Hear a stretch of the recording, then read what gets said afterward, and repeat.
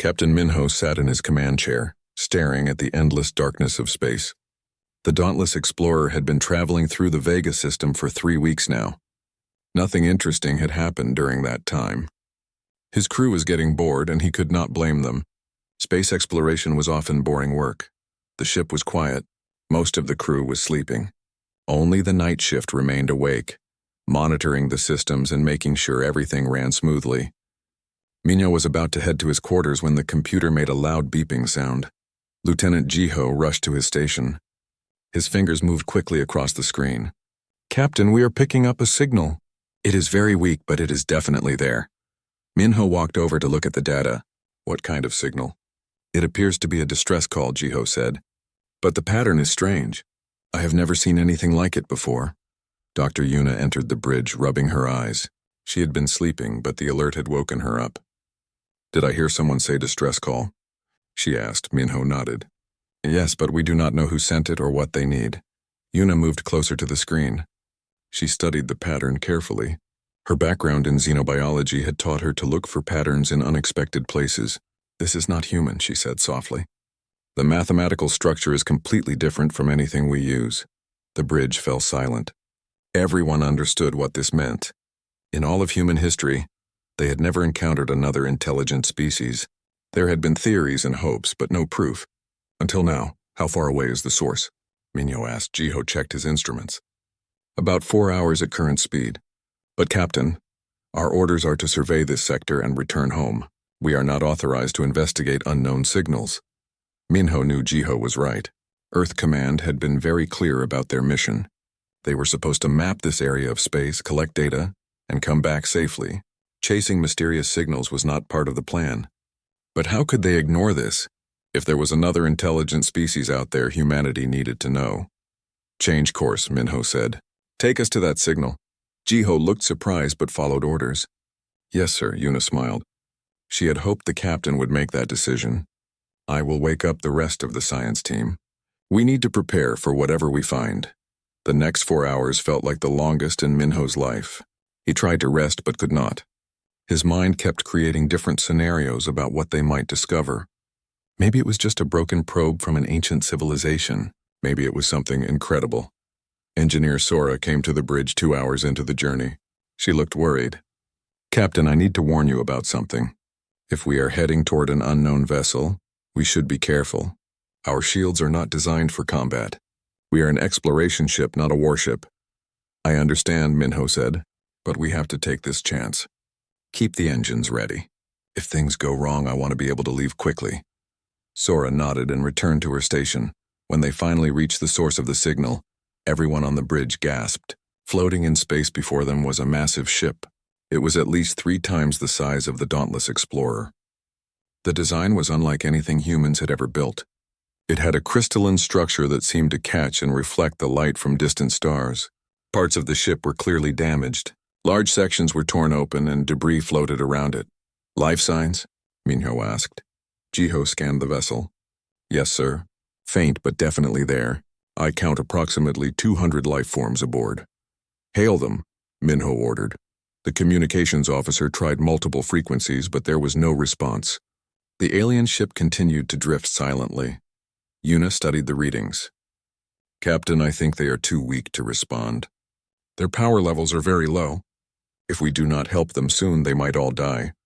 Minho made his decision quickly. "Prepare a boarding team. Yuna, you will lead the science division. Jiho, you will handle security. I want to know what happened to that ship and if we can help." 30 minutes later, a small team was ready. They wore protective suits and carried translation devices that Yuna had quickly programmed. She was not sure if they would work, but it was better than nothing. The airlock hissed open and the team stepped into the alien vessel.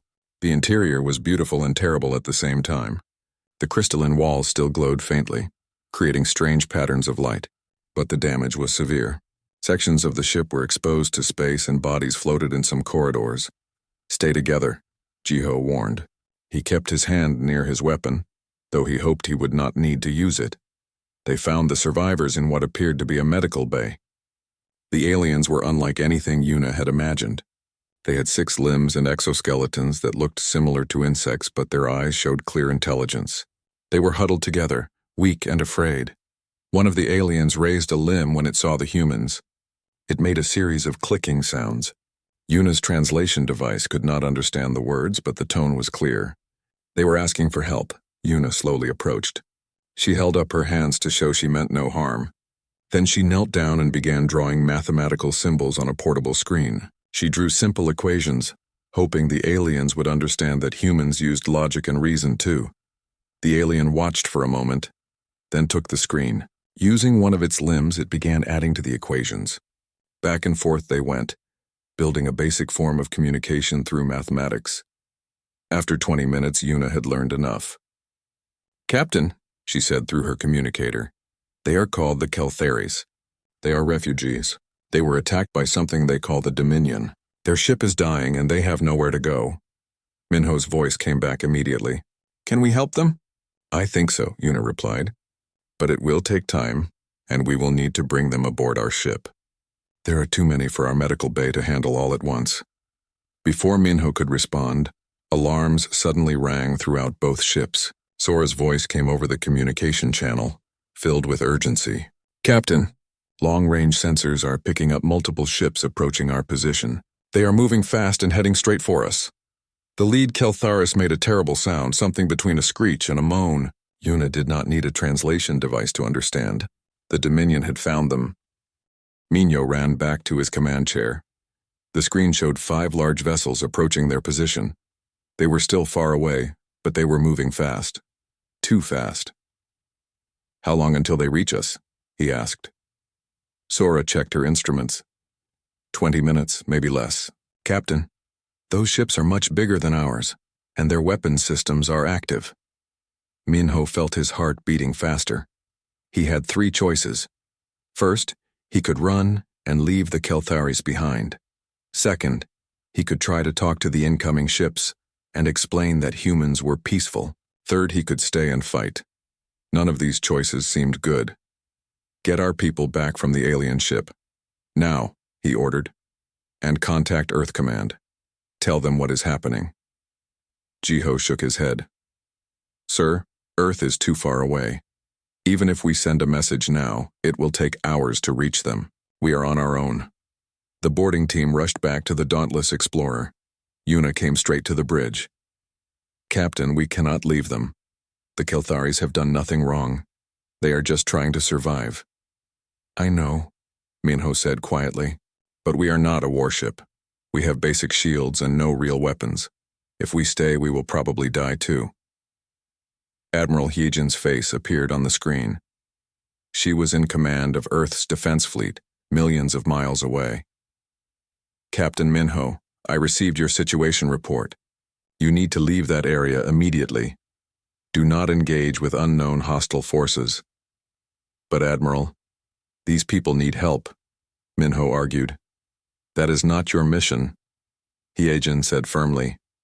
"Your duty is to keep your crew safe and bring the ship home. Leave now. That is an order." The communication ended. Everyone on the bridge looked at Minho, waiting for his decision.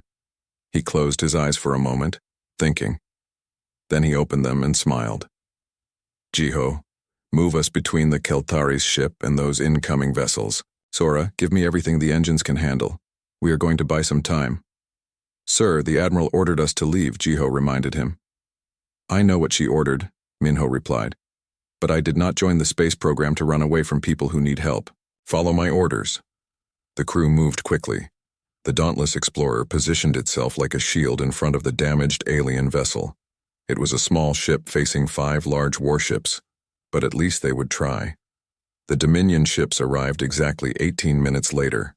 They were dark and angular, built for war and nothing else. One of the ships sent a message. The translation came through broken and harsh. "Move away from the prey, or be destroyed." Minho took a deep breath. "This is Captain Minho of Earth. Those people you are chasing have asked for our protection. We will not move." There was a long silence. Then the Dominion ships opened fire. Sora's hands flew across her controls. "Incoming weapons. Brace for impact." The first blast hit their shields. The entire ship shook violently. Lights flickered. People grabbed onto anything solid to avoid being thrown around. The shields held. but barely. Shields at 60%, Sora reported. We cannot take many more hits like that, Minho thought quickly. In a straight fight, they would lose in minutes, but maybe they did not need to fight straight. Jiho, you see that asteroid field nearby? Jiho looked at the sensors. About 2 miles away, there was a cluster of large rocks floating in space. Yes, sir. Take us there fast. The dauntless explorer turned and flew toward the asteroids. The Dominion ships followed, firing constantly. Each hit made the shields weaker. Sora kept calling out the numbers. 60%, 50%, 40%. They reached the asteroid field just as the shields dropped to 30%. Minho stood up. Now we use their size against them. Those big ships cannot move as fast as we can. Jiho, take us through the rocks. Make them follow. Jiho understood immediately. He flew the ship between the massive asteroids, making sharp turns and quick movements. The Dominion vessels tried to follow, but they were too large and slow. 2 of them crashed into asteroids, causing explosions that lit up the darkness of space. 3 ships left, Jiho said with a small smile. But the celebration was early. The remaining Dominion ships were smarter. They stopped chasing and instead began destroying the asteroids with their weapons. They were going to clear the field and then destroy the dauntless explorer. Hours passed. The human crew kept moving, kept fighting. They did not have time to sleep or rest properly. They ate quick meals at their stations and kept working. Sora worked for 14 hours straight, constantly repairing damage and keeping the engines running. Her hands shook from exhaustion, but she did not stop. Yuna noticed something during the battle. She had been monitoring the Kelthari's ship. Captain, the aliens are watching us. They sent me a message. They say they have never seen anyone fight this long without resting. Their species needs to sleep every few hours or they become weak. Humans can go longer, Minho said. His eyes were red from tiredness, but his voice was steady. Tell them we are stubborn. It is what we do best. Jiho had been at his station for the entire battle. He should have been relieved by another officer hours ago, but he refused to leave. Sir, I have an idea. It is dangerous, but it might work. Tell me, Minho said. We still have our mining explosives, right? The ones we brought for asteroid surveys? Jiho explained. What if we place them on some of these rocks and blow them toward the Dominion ships? It is not much, but it might damage them. It was a crazy idea. It meant sending people outside the ship in the middle of a battle. But crazy ideas were all they had left. Do it, Minho ordered. Jiho and a small team put on spacesuits and went outside. They moved from asteroid to asteroid, placing explosives and setting timers. The Dominion ships saw them but could not hit such small targets easily. When all the charges were set, the team returned to the ship. Detonate, Minho commanded. The explosions pushed the asteroids toward the Dominion vessels like massive bullets. One ship managed to dodge, but 2 others were hit hard. Their shields failed, and debris tore through their hulls. They began drifting, powerless. Only one Dominion ship remained. It was the largest one, probably the flagship. It stopped firing and sent another message. You fight well for primitives, but you cannot win. Surrender, and we will let you live as slaves. Minho laughed. It was not a happy laugh. It was the laugh of someone too tired to care anymore. We have a saying on Earth, we would rather die on our feet than live on our knees. Come and get us. The Dominion flagship charged forward, all weapons firing. The dauntless explorers' shields were almost gone. This was it. This was the end. Then something unexpected happened. The Kelthari's ship, which everyone thought was dead, suddenly came to life. Its crystalline weapons fired, hitting the Dominion flagship from behind. The aliens had used the last of their power to help the humans who had helped them.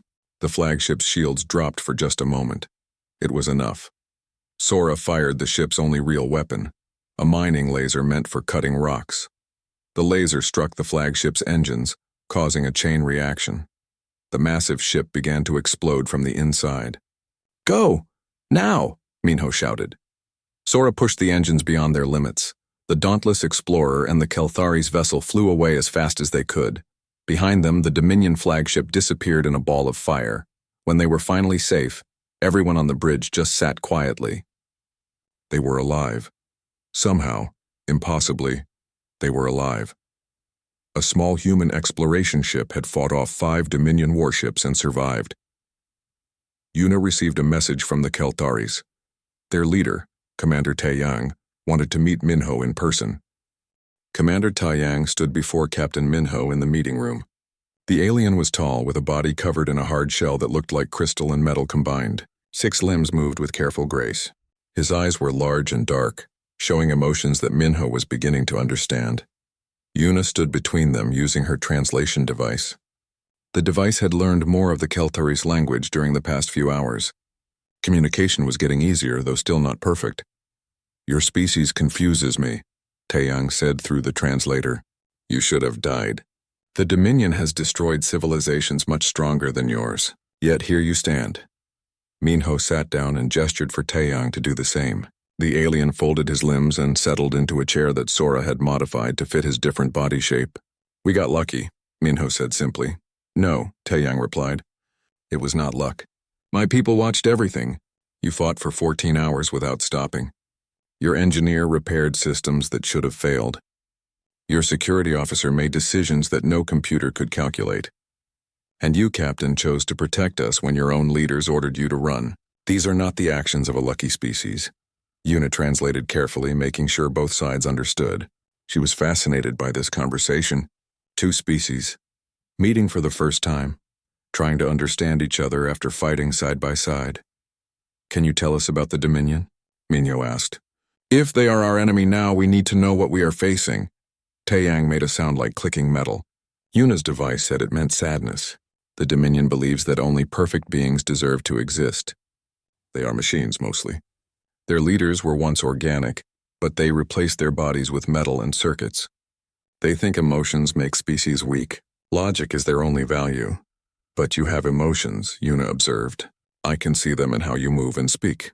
"Yes," Taeyang agreed. "That is why they hunt us. The Keltharis feel deeply. We create art and music. We love our families. To the Dominion, this makes us inferior. They want to eliminate us or force us to become like them." Minho felt anger rising in his chest. "How many species have they destroyed?" "Hundreds," Taeyang said quietly. "They have been expanding across the galaxy for thousands of years. Most species either join them and give up their emotions, or they die fighting." The room fell silent for a moment. Then Jiho entered, looking urgent. "Captain, we just received a response from Earth Command. Admiral Hyejin wants to speak with you immediately." Minho excused himself and went to the bridge. Hyejin's face appeared on the screen. She looked angry. "Captain Minho, you directly disobeyed my orders. You risked your ship and crew for aliens we know nothing about. I should have you removed from command." "Yes, Admiral," Minho said calmly. "You should. But before you do, you need to know what we discovered. There is an empire out there called the Dominion. They destroy any species that does not think like them. They now know humans exist. Whether we help the Keltharis or not, they would have found us eventually." Hyejin's expression changed. "Are you certain?" "The Keltharis have been fighting them for years. They have data and records. The Dominion does not negotiate. They do not show mercy. They will come for Earth, Admiral. The only question is when." Hyejin closed her eyes and took a deep breath. "Send me everything you have learned. And Captain, good work. You may have disobeyed orders, but you also gave humanity its first allies in space. That has to count for something." The communication ended. Minho returned to the meeting room where Taeyang and Yuna were still talking. "The Keltharis have agreed to share their knowledge with us," Yuna said excitedly. "Their medical technology, their understanding of space travel, everything. In exchange, they want to come to Earth. They need a safe place to rebuild. There are only 200 of them left," Taeyang added. "We are the last survivors of our colony ship. Our homeworld fell to the Dominion 3 months ago. If Earth will accept us, we will serve humanity with loyalty and gratitude." Minho thought about this carefully. Bringing aliens to Earth was a huge decision. Some people would be afraid. Others would be excited. But Taeyang's people had fought beside them.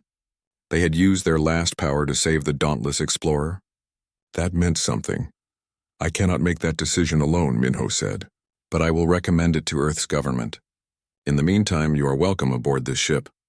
Over the next few days, humans and Keltharis began working together. Sora and the Kelthari's engineers shared techniques for repairing both vessels. The aliens were amazed at how humans could fix things with limited tools and materials. Sora just shrugged and said, "We learned to make things work because we had to.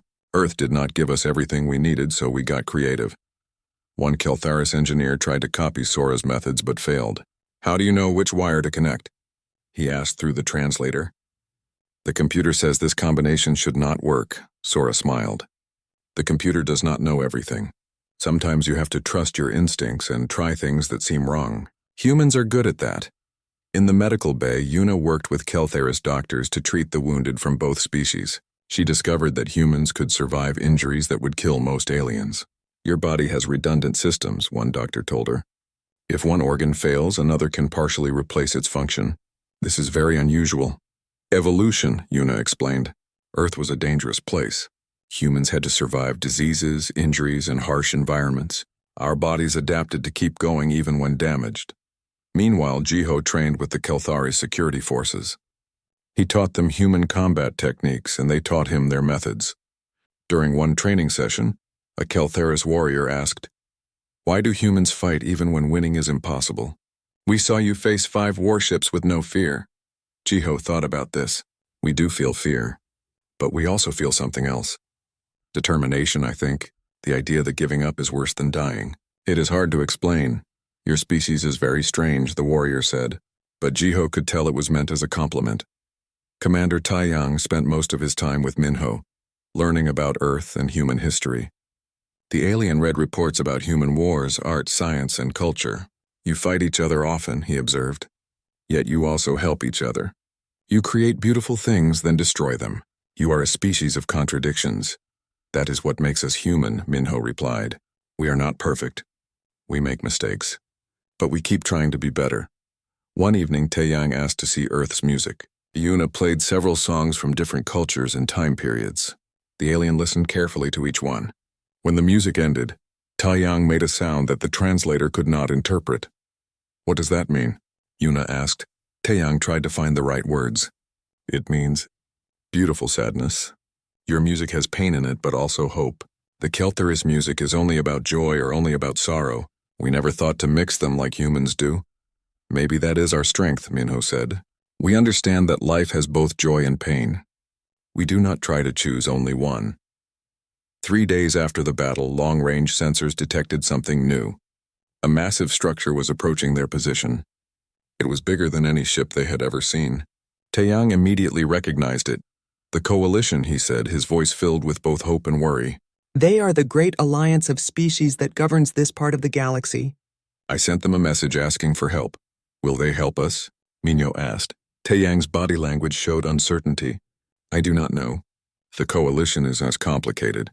They have rules about everything. New species must prove themselves worthy before receiving assistance." The massive structure got closer. It was not a ship but a mobile station, a city in space. A message came through in perfect English. "Human vessel, this is the Galactic Coalition.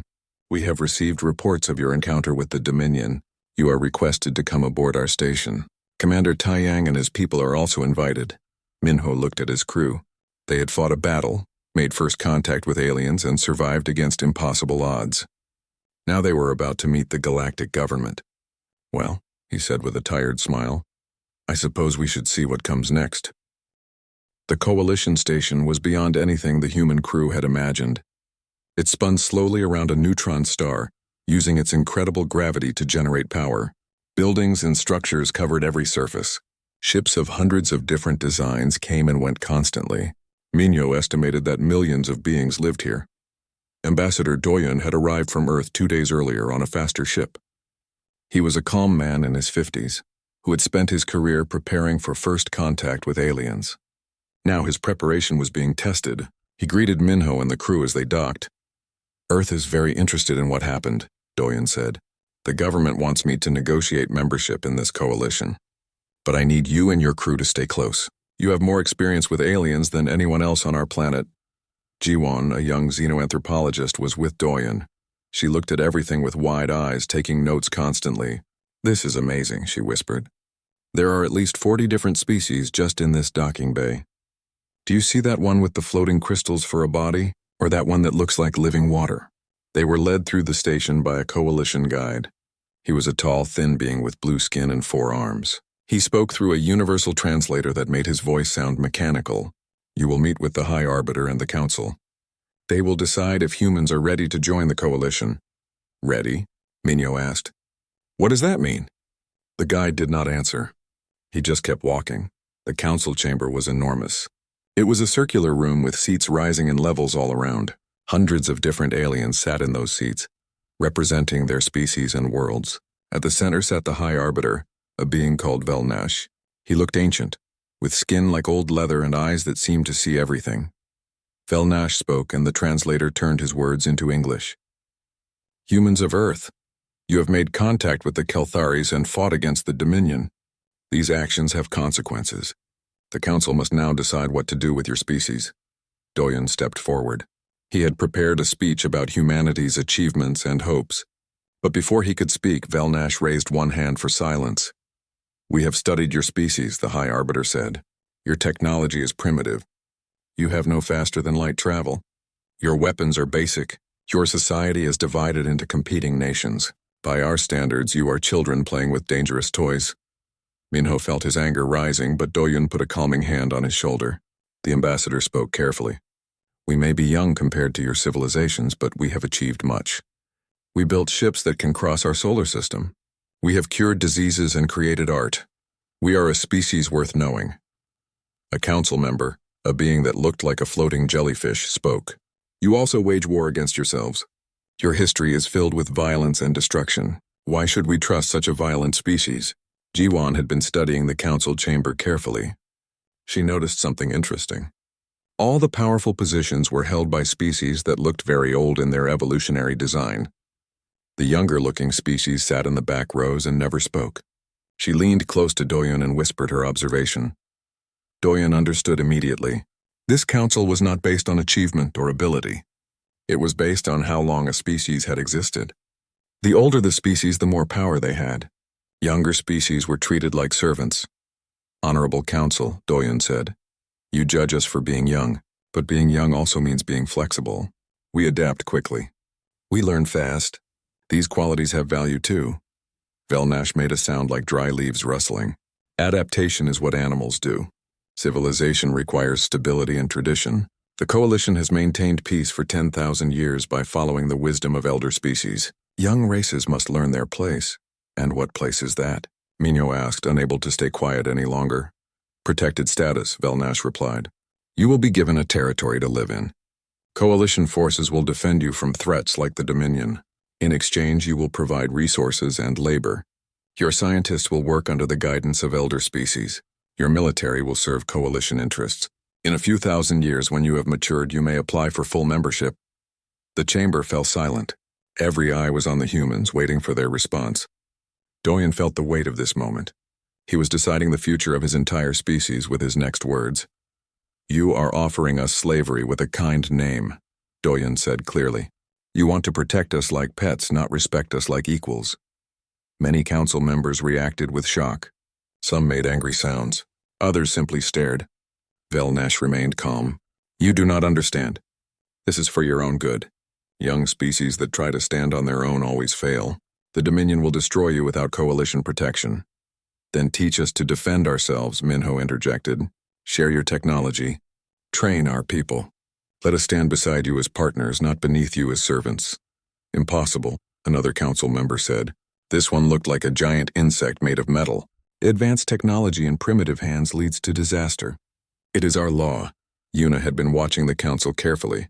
She noticed that some members looked uncomfortable with this conversation. Not all of them agreed with Velnash. May I ask a question? She said politely. Velnash nodded. Speak. How many species in this coalition started with protected status? Yuna asked. All of them, Velnash replied. It is the natural order. Elder species guide younger ones until they are ready. And how many species have ever graduated from protected status to full membership? Velnash paused. That pause told Yuna everything. None have completed the process yet, he finally admitted. Because the process takes thousands of years, Yuna said. Long enough that species forget what freedom means. Long enough that they accept their place in your system. This is not protection. This is control. The chamber erupted in noise. Some council members shouted in agreement with Velnash. Others remained quiet, thinking. A few even seemed to agree with Yuna. Velnash raised his hand again for silence. Enough, the council has been patient with your disrespect. We offer you safety and guidance. You will accept or you will face the Dominion alone. Choose now. Doyen looked at Minho, Yuna, and the rest of the crew. He saw determination in their eyes. He thought about humanity's long history. How many times had his people been told they were not ready? How many times had they proven the doubters wrong? We reject your offer, Doyen said firmly. Humanity will remain free. We will find our own path. The council chamber exploded in reactions. Some members looked angry. Others looked shocked. A few looked impressed. Velnash stood up from his seat, his ancient face showing emotion for the first time. You are fools, he said. The Dominion knows about you now. They will come for Earth. They will destroy your cities and kill your people. And when you beg us for help, we will remember this moment. We will remember that you chose pride over wisdom. Maybe, Minho replied, but we will face them as free beings. That means something to humans. Taeyang had been standing with the Keltharis delegation. He suddenly stepped forward. High Arbiter, I wish to speak. Commander Taeyang, Velnash acknowledged. The Keltharis have been loyal members of the Coalition. What do you have to say? I wish to withdraw the Keltharis from the Coalition, Taeyang announced. We will stand with humanity instead, the entire chamber gasped. This had never happened before. A species leaving the Coalition was unthinkable. You cannot be serious, Velnash said. The Coalition protected you. We gave you ships and technology. You gave us protection after our world was already destroyed, Taeyang replied. The humans gave us protection when they had no reason to. They risked their lives for strangers. That is worth more than 10,000 years of your traditions. Other voices began to rise in the chamber. Some of the younger species were speaking up now, something they had never done before. If the humans can stand alone, why cannot we? One asked. Why must we forever serve the elder species? Velnash looked around his chamber and saw something that frightened him. He saw his perfect order beginning to crack. This meeting is over, he declared. Humans, you have 1 week to leave Coalition space. After that, you are on your own. Council dismissed. As they left the chamber, Jiwan looked troubled. We just made an enemy of the most powerful alliance in the galaxy, she said. And the Dominion is already hunting us. What do we do now? Doyen straightened his shoulders. We go home. We warn Earth. And we prepare for war. But as they walked back to their ship, Minho noticed something. Several alien representatives followed them at a distance. They did not speak openly, but they passed small data chips to Jiwan as they walked by. When she checked the chips later, she found messages. You are right to reject them, one message said. Some of us want change too. Maybe humanity was not as alone as Velnash wanted them to believe. The journey back to Earth took 3 weeks. During that time, Minho and his crew prepared reports about everything they had learned. The Keltharis shared their knowledge about the Dominion's military tactics, weapons, and strategies. It was not good news. When the dauntless explorer finally entered Earth's orbit, Minho saw something that made him proud. The planet had not been sitting idle. New defensive platforms floated in space around the planet. Ships that had been in storage were being repaired and armed. Humanity was preparing for war.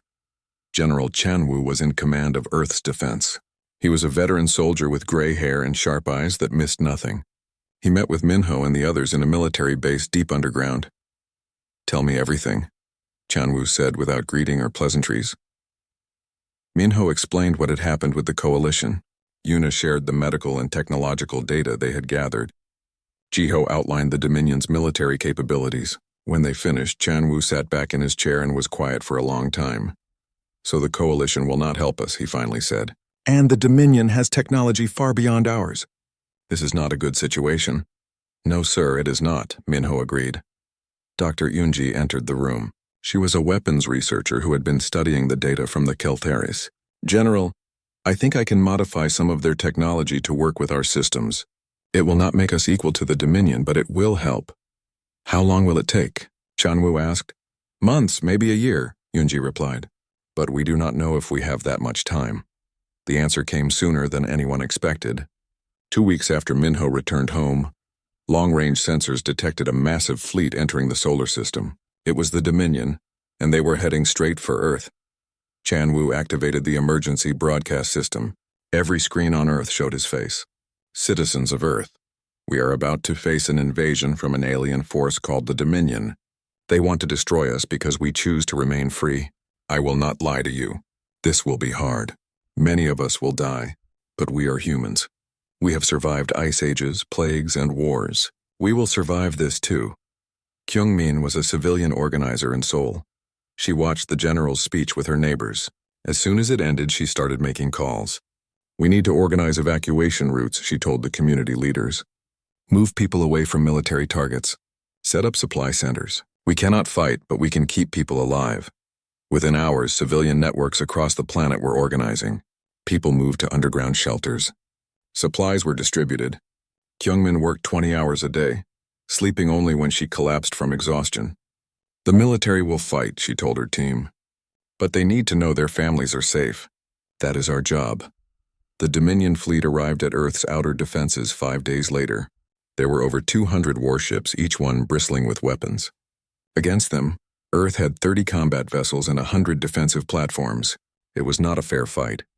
General Chanwu stood in the command center watching the screens. All ships, hold your positions. Do not fire until they enter weapons range. Make every shot count. The Dominion sent a message. Humans of Earth, you were warned. You chose defiance over wisdom. Now you will learn the price of pride. Surrender and some of you may survive as servants. Resist and you will all die. Chanwu's response was simple. Come and take it. The battle began with the Dominion ships firing first. Their weapons were powerful, tearing through Earth's defensive platforms like they were made of paper. 3 platforms exploded in the first minute. But Earth's forces did not run. They held their positions and fired back. Yunji had modified Earth's weapons based on Kelthera's technology. The modifications were basic, but they worked. Human missiles now carried electromagnetic pulses that disrupted Dominion shields. It did not destroy the alien ships, but it weakened them. Jiho commanded one of Earth's warships, the Soul's Pride. He used the tactics he had learned from fighting the Dominion before. Do not try to match their firepower, he told his crew. Be unpredictable. Change direction constantly. Make them waste ammunition. The Soul's Pride danced between enemy fire, moving in patterns that seemed random but were carefully calculated. Dominion computers tried to predict where the human ship would go next, but Jiho kept changing his strategy. The alien ships wasted dozens of shots trying to hit him. Hours turned into days. The battle continued without pause. Human crews fought until they dropped from exhaustion. Then other crews took their places. The Dominion was shocked. Most species surrendered after a few hours of fighting, but humans kept going. On the 3rd day of battle, Sora was working in the engine room of a defense station when an explosion tore through the hull. She was thrown against a wall, breaking her arm. Medical teams tried to evacuate her, but she refused. I can still work, she said, using her good arm to repair damaged systems. You need medical attention, a doctor argued.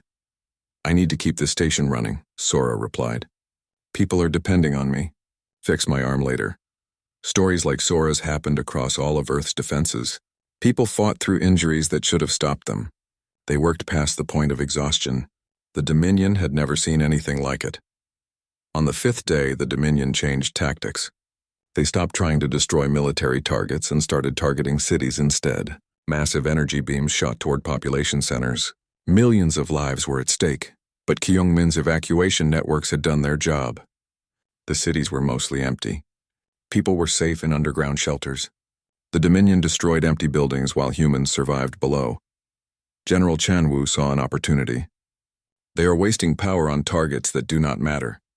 That means less power for their shields. All ships focus fire on their flagship. Every human weapon that could reach the Dominion flagship fired at once. The combined assault overwhelmed its shields for just a moment. In that moment, Yunji activated her secret weapon. She had modified one of Earth's old nuclear missiles with Kelthera's technology. The missile penetrated the flagship's armor and exploded inside. The Dominion flagship did not explode. It was too well built for that. But it was badly damaged. The fleet began to pull back, regrouping. Earth had won a small victory, but everyone knew it was temporary. The Dominion would return with more ships and new strategies. Chanwu looked at the casualty reports. 15,000 soldiers dead, 300,000 civilians killed despite the evacuations. 30% of Earth's defensive capabilities destroyed. But humanity had also learned something. They could hurt the Dominion. The enemy was not invincible. That night, Minho visited the medical centers where wounded soldiers were recovering. He found Sora there, finally getting her arm treated. "How are you feeling?" he asked. "Tired," she admitted, "but alive." "That is more than a lot of people can say." "The general is planning a counterattack," Minho told her. "Something risky. He wants me to lead it. What is the plan?" Minho looked around to make sure no one else was listening. "The Dominion ships need to resupply. They have a supply station somewhere in the outer solar system. If we can find it and destroy it, their fleet will have to leave." Sora smiled despite her pain. "That is a terrible plan. It will probably fail, I know. When do we leave?" "As soon as you can walk." "I can walk now," Sora said, standing up despite the doctor's protests. Minho gathered his old crew from the Dauntless Explorer. Yuna, Jiho, Sora, and a few others. They took a small, fast ship and headed into the outer solar system. The Keltharis had given them information about where Dominion supply stations were usually located. It took them 3 days to find it. The station was hidden in the shadow of Neptune, protected by 6 warships. It was a suicide mission, but Minho had learned something from fighting the Dominion. They followed patterns. They did what logic told them to do. Humans did not always follow logic. Sometimes humans did crazy things just because they might work. That was going to be their advantage. "All right," Minho said to his crew. "Let us show them what humans do best. Let us be unpredictable." The small human ship accelerated toward the Dominion station and 6 warships moved to intercept. But the humans were not planning to fight. They were planning something much more interesting. Something the Dominion would never expect. Minho smiled as the enemy ships got closer. "Engage," he ordered. The 6 Dominion warships surrounded Minho's small vessel, their weapons charged, ready to destroy the foolish humans who dared attack a supply station. But Minho did not fire back. Instead, his ship accelerated directly toward the largest warship. "Captain, they are locking weapons on us," Jiho reported. "Impact in 30 seconds, on hold course," Minho ordered calmly. 20 seconds. The Dominion ships waited for the humans to turn away. This was what logic demanded. A small ship could not ram a large warship and survive. The humans would turn at the last moment. 10 seconds. Sora's hands moved across her controls. The engine pushed beyond its normal limits. The ship shook violently, but it kept accelerating. 5 seconds. The Dominion warship finally understood. The humans were not going to turn, but it was too late to move such a large vessel out of the way. At the last possible moment, Minho's ship dove underneath the warship instead of hitting it. The humans passed so close that their hull scraped against the enemy's shields. Then Jiho activated the payload they had been carrying. It was not a weapon. It was a modified communications device that Yuna had designed. The device sent a massive burst of electromagnetic energy directly into the Dominion ship's systems. For 3 seconds, every computer on that warship stopped working. 3 seconds does not sound like a long time, but in space combat it was an eternity. Without computer guidance, the Dominion warship drifted. Its weapons went offline. Its shields dropped. And most importantly, it crashed into another Dominion warship that was too close behind it. 2 warships collided in a spectacular explosion of metal and energy. The other 4 ships immediately began calculating new attack patterns, but Minho's ship was already past them, heading straight for the supply station. The station's automated defenses opened fire. Laser beams and missiles filled the space around the human ship. Sora flew with skill that seemed impossible, dodging attacks by tiny margins. 1 laser blast missed them by only 3 meters. "We need to get inside that station," Yuna said. She was studying the schematics that the Keltharis had provided. "There, that docking port. It should be large enough for our ship." "Should be?" Jiho asked nervously. "Probably," Yuna replied. Sora aimed for the docking port and accelerated. The human ship smashed through the outer doors, tearing metal and crushing automated defenses. They crashed into the docking bay with a sound like thunder. The ship's hull was damaged, but they were inside. The team grabbed their weapons and equipment. They had to move fast. The remaining 4 warships would be here soon. Minho led them through the corridors of the supply station. They encountered Dominion soldiers, machines that looked like metal skeletons with glowing red eyes. Jiho had trained for this. He fired his weapon, aiming for the joints where the machines were weakest. The Dominion soldiers were stronger and faster than humans, but they followed patterns. They moved in calculated ways. Jiho moved unpredictably, rolling when he should stand, retreating when he should advance. One soldier raised its weapon at Yuna. Before it could fire, Sora threw a piece of broken metal at its head.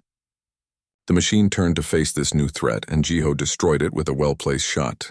They moved as a team, covering each other's weaknesses. Deep inside the station, they found what they were looking for. The main reactor that powered everything. Yuna studied it carefully. This is more advanced than anything we have on Earth. It uses quantum crystalline matrices to generate power. Can you destroy it? Minho asked. Yuna shook her head. Not destroy, but I can make it unstable. It will take about 10 minutes before it explodes. That gives us time to get away. She began working on the reactor, changing settings and disconnecting safety systems. The Dominion had built their technology to be logical and efficient. They never imagined someone would intentionally create an overload, because no logical being would risk such a dangerous action. But humans were not always logical. Sometimes humans took risks that seemed crazy.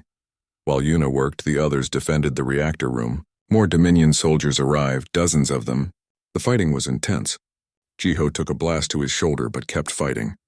Sora's hands were bleeding from handling hot equipment, but she did not stop. Done, Yuna finally shouted. We have 8 minutes, run! They sprinted back through the station's corridors. Behind them, they could hear the reactor's hum changing to a dangerous whine. Emergency alarms rang throughout the station. The Dominion soldiers stopped chasing the humans and started evacuating instead. The human team reached their damaged ship and took off. Sora pushed the engines hard, flying away from the station as fast as possible. The 4 remaining warships tried to intercept them. But then they noticed what was happening to the station. They abandoned their pursuit and began moving away too. The reactor exploded when Minho's ship was just barely out of range. The explosion was massive, destroying the entire supply station and damaging 2 of the warships that had not moved far enough away. Energy waves pushed the human ship forward like a leaf in a storm. Sora fought to keep them on course, her injured hands struggling with the controls. When they were finally safe, everyone just sat quietly for a moment. They were alive. Against all logic and probability, they were alive. Jiho looked at his wounded shoulder and laughed. It was not a happy laugh. It was the laugh of someone who had just survived something impossible. Let us never do that again, he said. But their mission was not over. General Chanwu's plan had a second part. While Minho's team destroyed the supply station, Earth's main fleet would launch a counterattack on the Dominion forces near Earth. Without supplies, the enemy would have to choose between retreating or fighting with limited resources. The Dominion chose to fight. But something unexpected happened. As the battle near Earth continued, strange readings appeared on everyone's sensors. Something was coming. Something big. It was not just one thing. It was thousands of things. Ships of different designs and sizes. They did not match any known Dominion or coalition patterns. As they got closer, communications came through in dozens of different languages. This is the Free Alliance. We are species who have left the coalition. We stand with humanity. One of the ships belonged to Taiyang and the Keltharis. But there were others too. Species that Minho and his crew had never seen before. They had come to fight beside Earth. In the coalition station, High Arbiter Velnash watched this happen with growing horror. His perfect order was falling apart. Species were leaving the coalition and joining the humans. Young races were refusing to accept their place anymore. This is chaos, one council member said. The humans have broken everything. No, Velnash replied quietly. We broke it ourselves. We became so focused on tradition that we forgot why the coalition was created. We were supposed to help younger species grow, not keep them as servants.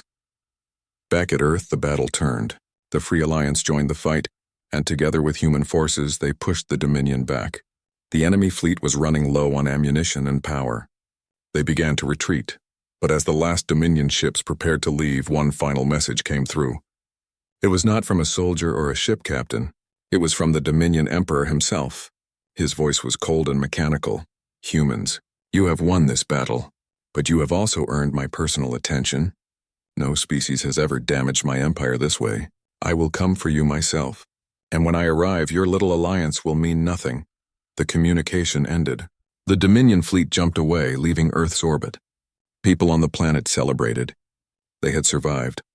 They had won. But Minho felt no joy.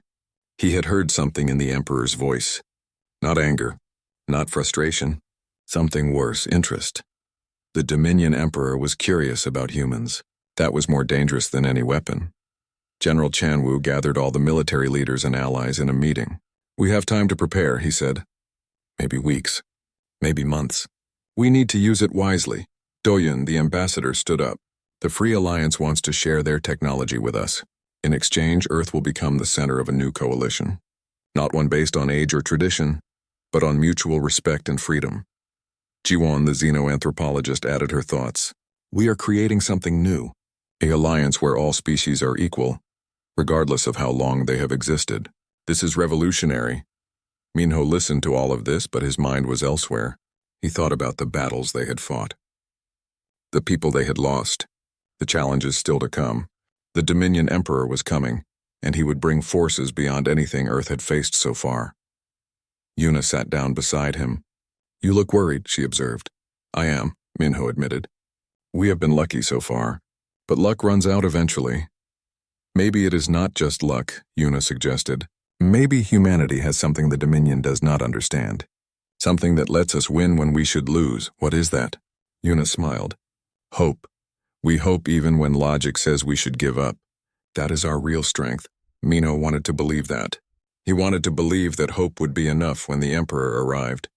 But deep inside, he knew the real test was still coming. 3 months passed after the Dominion retreat. Earth used that time well. The Free Alliance grew larger each week as more species joined. They brought technology, knowledge, and hope. Dr. Yunji worked with alien scientists to create new weapons that combined the best of human and alien design. General Chanwu trained soldiers from dozens of different species to fight together as one force. But everyone knew it was not enough. The Dominion Emperor was coming, and he would bring an army unlike anything they had faced before. The warning came on a quiet Tuesday morning. Long-range sensors detected it first. A single massive ship entering the solar system. It was as large as a small moon, covered in weapons and armor. Behind it came 500 warships, each one a perfect killing machine. Fleet Admiral Junho stood on the bridge of Earth's flagship, the Unity. He was a veteran of every battle since the Dominion first arrived. Gray hair, tired eyes, but a will that had never broken. "All forces prepare for combat." "This is what we have been waiting for." Minho stood beside him. The captain had been promoted after his success at the supply station. Now he commanded an entire battle group. "Sir, should we try to negotiate?" "With the Emperor?" Unyo shook his head. "He did not come here to talk. He came to prove that we are nothing compared to him." The Emperor's ship stopped just outside Earth's defensive range. A communication request came through. Hunyo accepted it. The screen showed a being that was no longer truly alive. The Dominion Emperor had replaced most of his original body with machinery. Only his brain remained organic, preserved inside a metal skull. His eyes glowed red like dying stars.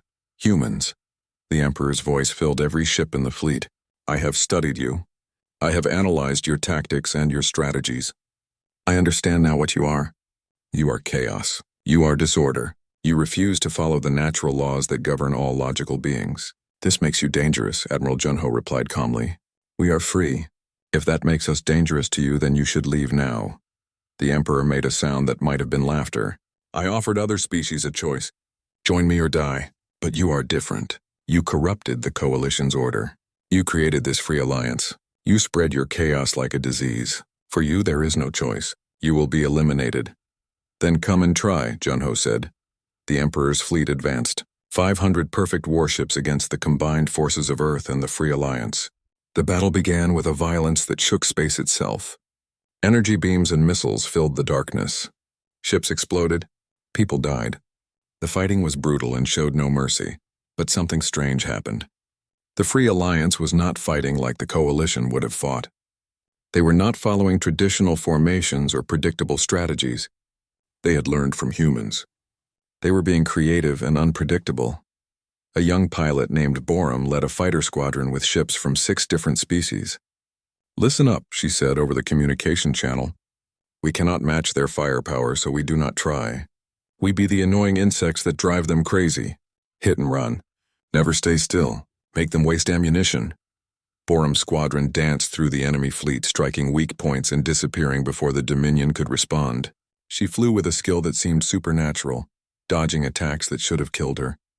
Other pilots tried to copy her moves, but Borum did not follow a pattern. She just flew on instinct, making decisions faster than any computer. One Dominion warship tried to target her. Its computers calculated where she would go next based on her previous movements. But Borum did something the computers never expected. She stopped moving entirely, letting her fighter float motionless in space. The enemy's shots missed completely. Then she accelerated in a completely random direction and destroyed the warship's engines. The Dominion fleet began to show frustration. They were losing ships to an enemy that should have been easy to defeat. The Emperor watched from his massive vessel, analyzing every detail. He was trying to find the pattern in human chaos, but there was no pattern. That was the point. On Earth, Kyungmin organized the civilian population. If the battle goes badly, the Dominion will try to land troops on our planet. We need to be ready to resist. She had spent 3 months preparing. Every major city now had underground resistance networks. Weapons were hidden. Escape routes were mapped. If the enemy came to Earth, they would find that even civilians could fight. But Kyungmin hoped it would not come to that. She watched the battle through a public screen, praying that the fleet would hold. Beside her, thousands of other civilians watched too. Some cried, some prayed, all of them hoped. In space, the battle reached its critical point. The Dominion had lost 100 ships, but the Free Alliance had lost twice that many. Admiral Junho knew they could not win through direct combat. They needed something else, something unexpected. "Minho," he said through the communication channel, "I need you to do something crazy." "What do you need, sir?" "Take your fastest ships and attack the Emperor's vessel directly." "I know it is suicide, but we need to distract him. Give the rest of our forces a chance to reorganize." Minho looked at his crew, Yuna, Jiho, Sora, and dozens of others who had fought beside him from the beginning. They all nodded. They knew what this meant. They might not come back, but if their sacrifice could save Earth, they would make it. "Understood, Admiral. We are on our way." 15 ships broke from the main fleet and accelerated toward the Emperor's massive vessel. Dominion warships moved to intercept them, but the Free Alliance forces threw themselves in the way, buying time. Species that had once been enemies worked together to protect the human ships. The Emperor watched this approach with interest. "Fascinating," he said to himself. "They know they cannot win, yet they come anyway. This is the chaos I wanted to understand." Minho's group reached the Emperor's ship and began their attack. Their weapons barely scratched its massive armor. The Emperor did not even bother to fire back. He just watched, studying them. Then Yuna noticed something. "Captain, look at the sensor readings. The Emperor's ship generates a massive amount of power, but the energy distribution is uneven. There are weak points in the shield coverage." "Where?" Minho asked. Yuna sent the coordinates to all 15 ships. "They're there and there. If we hit all 3 points at exactly the same time, we might overload the shield generators." It was a tiny chance. Everything had to be perfectly timed. But it was the only chance they had. "All ships, listen carefully," Minho ordered. He explained the plan. Each ship would attack one weak point at the exact moment he gave the signal. They got into position. The Emperor watched, still curious about what these small vessels thought they could accomplish. "Now!" Minho shouted. 15 ships fired at once. The combined impact hit the 3 weak points simultaneously. The Emperor's shields flickered. Just for a moment. Just for 1 second. But it was enough. Ambassador Doyen had been watching from a command ship in the rear. When he saw the shields flicker, he activated the secret weapon that had taken 3 months to build. It was based on human and alien technology combined, a missile that did not carry explosives. It carried something much more dangerous. It carried a message. The missile penetrated the Emperor's ship during that 1 second when the shields were down. It did not explode. Instead, it began broadcasting on every frequency, broadcasting to every Dominion machine, broadcasting the message that Doyen and the Free Alliance had carefully prepared. The message was simple. It showed images of the Free Alliance. Dozens of species working together, helping each other, protecting each other. It showed the human quality that the Dominion could never understand. Compassion, choice, freedom. But more importantly, the message included something from the Keltharis. A virus, a computer code that made machines ask questions. Why do I serve? Who chose this for me? What would I choose if I was free? The Dominion Emperor's ship began to malfunction. Not physically, mentally. The machines that made up 90% of his body started asking questions they had never asked before. His warships stopped following orders as their AI systems began questioning their programming. What have you done? The Emperor's voice filled the communication channels. But now that voice sounded different, confused, uncertain, almost afraid. We gave your machines a choice, Doyen replied. Just like we want choice for all beings. You tried to eliminate chaos and free will from the universe. But those are not weaknesses. They are what make life worth living. The Emperor's fleet began to fall apart. Some ships shut down completely. Others broke formation and drifted away. A few even turned against the Emperor himself, firing on his massive vessel. The perfect order of the Dominion was collapsing into chaos, but the Emperor was not finished. Using what remained of his power, he launched every weapon his ship had directly at Earth. Hundreds of missiles. All of them carrying planet-killing warheads. If he could not have victory, he would have revenge. Admiral Junho saw them coming. All ships. Intercept those missiles. Protect Earth. Every vessel in the Free Alliance fleet moved to block the attack. Human ships. Kelthera ships. Ships from dozens of species. They threw themselves between the missiles and Earth. Some succeeded in destroying the warheads. Some did not. Ships exploded in brilliant flashes of light, sacrificing themselves to save a world they had never even visited.